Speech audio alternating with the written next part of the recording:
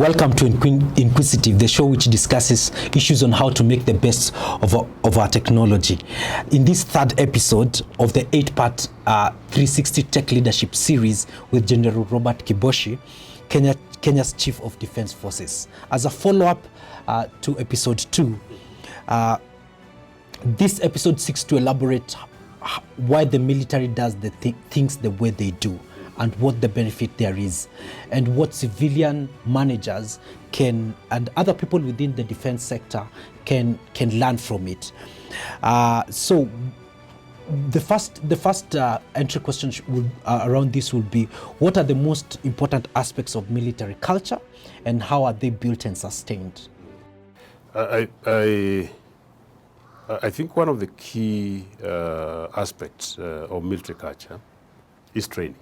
The way that the military conducts its training is one of the key pillars that defines the military culture.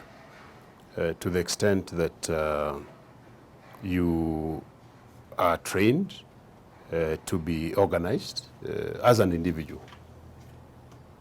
You are trained to even make your bed and brush your, shine your shoes. And to a layman, some of these trainings would appear very unnecessary, because you'd think that, after all, everybody knows how to make their bed. Somebody will argue, I know how to make my shoe, I know how to tie it. But these are critically important, and they become a part of the culture. And that is critically important, because when you get into a training institution in the military, you are asked to forget about your civilian life, your civilian education, and so that you're molded through training to be able to align yourself with this new culture. So training is critically important. The second aspect is the whole question of respect for authority. Because without respect for authority, then you cannot fit into a military culture. It defines it. The respect of authority defines the military culture. To the extent that the commanders of the defense, right from the Chief of Defense Forces to the lowest, have what is called command authority. And this command authority is provided to you by, first of all, through, particularly for the commissioned officer, and even those that are commissioned, through the oath of allegiance.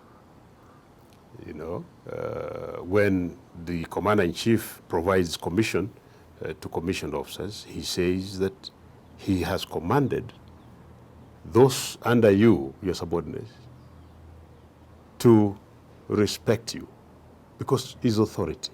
So the respect of authority is critically important.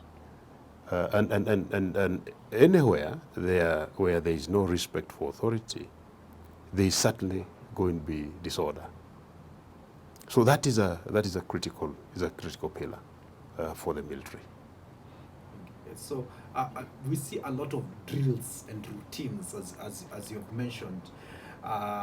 What would you say is the role of these drills and routines in molding, as you said, molding the mindset of a soldier? How exactly does it work, right? And how critical are these routines and drills, and what are some of them? Probably right. Can tell us. As I said, some of these might appear to, and probably even to me before I joined, would have appeared to be very unnecessary. But there is nothing as important as those routines, the drills, for example. When somebody says we turned right, we have to turn right. And for good reason, because the military operates from the perspective of a team. You start with the lowest squad, you join into a section, you join into a platoon, you come up to a company, you come to a battalion, you come to a brigade. Those teams are critically important because the delivery of effects, of military effects in any engagement, whether you're talking about combat or you're talking about any other task, it is the effects that is accumulative participation by the team. So if the team is meant to undertake a right turn, it has to be a right turn. And it has to start from that. Because if you are able to undertake those orders, if you are able to be receptive to those orders, you will be receptive even when you go to combat. If we say that we are going to have to attack that particular hill, you cannot choose another hill. You will have to go to that hill, irrespective.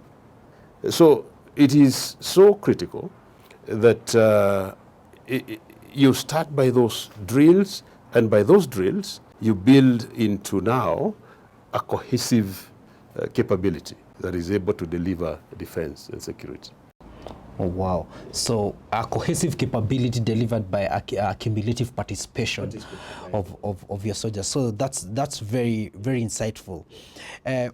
Honors and awards and medals and ranks are a huge part of your culture, and we see them, and some of them they are very intriguing to civilians. Yeah. But in the role of developing leaders and rewarding and recognizing members of your teams, how would you help us understand the metrics that you use to assign these medals and awards and these recognitions, and what role they play in your culture? Yeah, another important point. The awards, honors and awards are a critical component of motivation. I did mention that the leader must define, give direction, must define the purpose, and must motivate. You as a leader, or I as a leader, have a responsibility to recognize in public the performance of the team, as a team, the performance of individuals within that team, because there are those who will always project than others. And the metrics are very clear.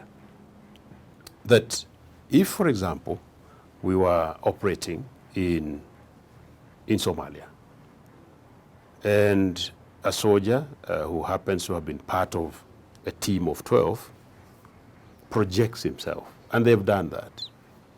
They've shown bravery in leading the other people or engaging with the enemy.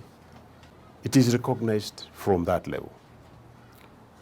So the recommendation will come from the lowest level up the chain of command.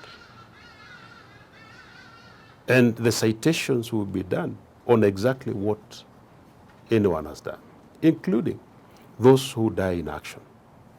If you die in action, and it is clear that what you are doing was a heroic action, you will be honored posthumously, because you deserve it, and that medal will remain with your family. So the metrics are very clear that for you to get, say, for example, a silver star, which is given to somebody who has displayed heroism in operations, it is recorded. It is today, for example, if you are told some Corporal X got a silver star, and you want to know exactly why, we'll pull that document for you, and it will show you exactly what happened as to deserve that particular medal. So you just don't get a medal for the sake of it. You get it because you've earned it, and that earning must be documented for posterity. Okay. Wow. So that gives it a lot of meaning, it gives it a lot of meaning. Okay. There are some of the medals that you also get to be rewarded monetarily. because you have earned an extra recognition beyond the call of duty. Okay. So it's about going beyond the call of duty. It's going beyond the call of duty. And recording why people are getting why you're getting the medal. And having it documented. Okay. Okay. Thank you so much. Important. Yeah.